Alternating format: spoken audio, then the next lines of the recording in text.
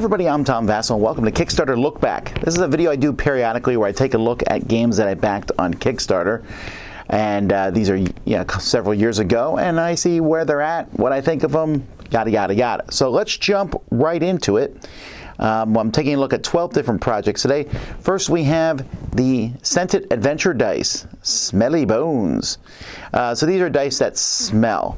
So since I got all 5 sets of these, they were fine. They smelled fine. I didn't think that they were particularly amazing, but yeah, I got them. They're decent dice. I don't even know where they are now. Some other people here, like Joey, like smelly dice more than I do. Corral. Now this one kind of cracked me up because I looked at it and I was like, I guess this never came in. And then I looked, and only 2 years ago, I actually reviewed this game. And yeah, it wasn't that great of a game. The idea of building these pyramids sounds fun. You're kind of moving inward on this track here on the board, and there's someone kind of following you and pushing you, and it just wasn't very good at all. But I enjoyed it, and again, no one's really talked about it since. On the other hand, Dutch Resistance, Orange Shall Overcome. This is about the resistance during World War II in the Netherlands. This one I have not played, but I know it's a good game because Chris and other people who played it said it was fantastic. A tough type of game where you have to make really tough decisions, and like a game that makes you think. So I don't know if I'll ever get around to playing it, just time-wise and stuff, but I've heard nothing but good about it. So good on them for this one getting finished. Same with the next game, Hegemony. Now this one blew up post, and it was a big Kickstarter, 600,000 euros. But I remember I got this, I was like, oh, it looks pretty interesting. Came in, and woof, those rules. But I struggled through the rules. I got not that the rule book was bad, just that there was a lot of rules. I played through a 2-player game of this just to figure it out. Then jumped into the full game. Wow, very impressive game. It's not one that I want to play all the time, but this idea where there's these 4 different factions here. What do we got? We got the government, we have middle class, we have the working class, and then the capitalist class. And all different, so asymmetric. And this one has got nothing but love. Heavy Euro gamers really love it. I thought it was very, very well done. And yeah, let's put this company on the map. Good for them. Megapulse is not out yet. This game here, which was created by Orion Games, the designer just got it over his head, as a lot of people do. You make a game, you can't do it. But according to the follow-ups, Tangerine Games has it. Now, when's it going to come out? I don't know. It's supposed to come out in 2023. Now it's looking like maybe end of 25. But like a Tron racing game. I hope it's good. Racing games for me are just really, sometimes they're amazing and sometimes they're terrible. But it has. I really like the neon vibe to it. Marvel Zombies. All right, well, this one definitely delivered. The big thing about this one was, hey, the gigantic Galactus and the zombie Galactus, and we still have the gigantic Galactus painted one here in the studio. Marvel Zombies, spoiler alert, just hit Z's top 10. He really likes it. This is, you can play as the zombies or you can play as the heroes. There's 2 games. There's some differences between them, but they feel pretty much the same. I enjoy it, but I enjoy it because it's Marvel. I'm not particularly thrilled with the zombie side system. It's fine. You run around, you do stuff, and each one has gotten better, and the Marvel one is one of the best of the bunch. I am biased that I like Marvel, and man, oh man, does this come with so many different figures, and you're playing as zombies or heroes, and there's figures for each. You'll be painting for months. So lots of cool content in here, and people seem to enjoy it.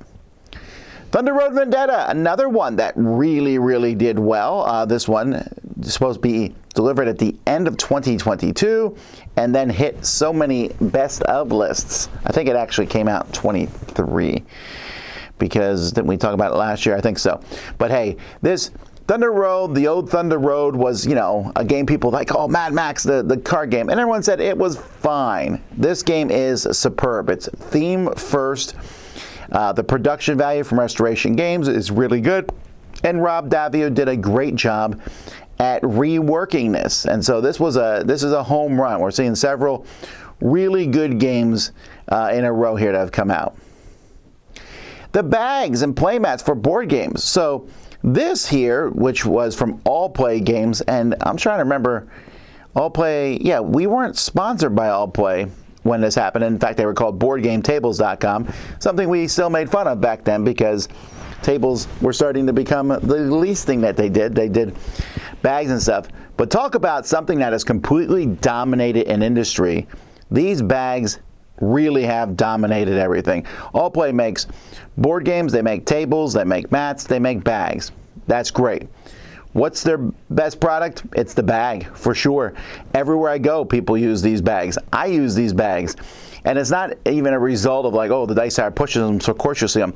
I'll see people never heard of Dice Tower, never even heard of Board Game Geek, and they show up with one of these bags. I was just last night at a gaming thing, or 2 nights ago, sorry, and the person there was like, I need one of those bags. And I wasn't, they just sell themselves, inexpensive, and they're really great ways to carry and move around games. Collab. Now this one here, Mad Science Competitive, Dice Worker Placement, Tableau Engine Building. This one looked kind of interesting. This one I never got. I'm not sure what happened.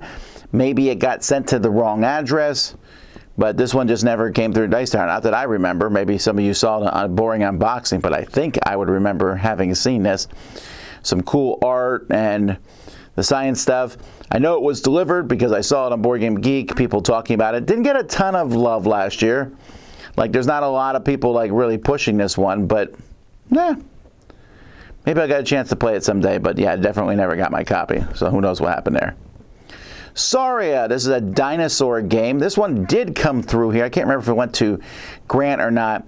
The one that kind of, in person, the art for this game just did not really get people excited. So we don't know much more other than that. I don't know how it plays. I know Jurassic Park style game, but in person the components just seem to be okay. Speaking of components, Puzzle Strike 2. So the Puzzle Strike, very popular deck building game with kind of like mix of Bejeweled and Dominion. And yeah, sure, that's great. This one just, it's funny because it looks kiddish in this picture, and oh look, they got this big wand here. That wand took up half the box.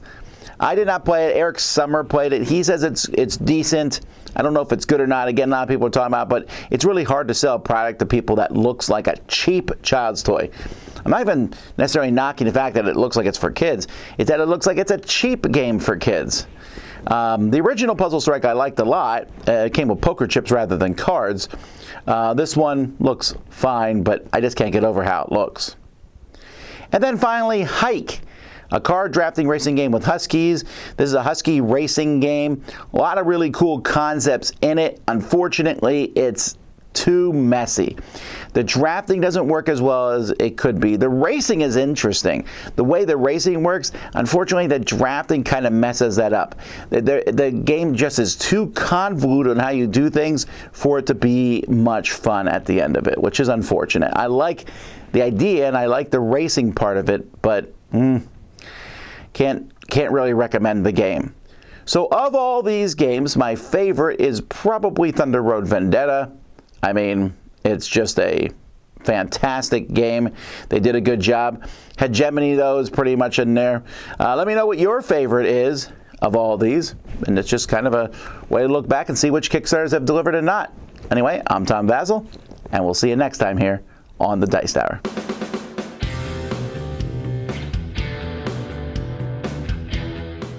Hey everybody, thanks for watching this video. If you liked this review or whatever you just watched, wasn't it amazing?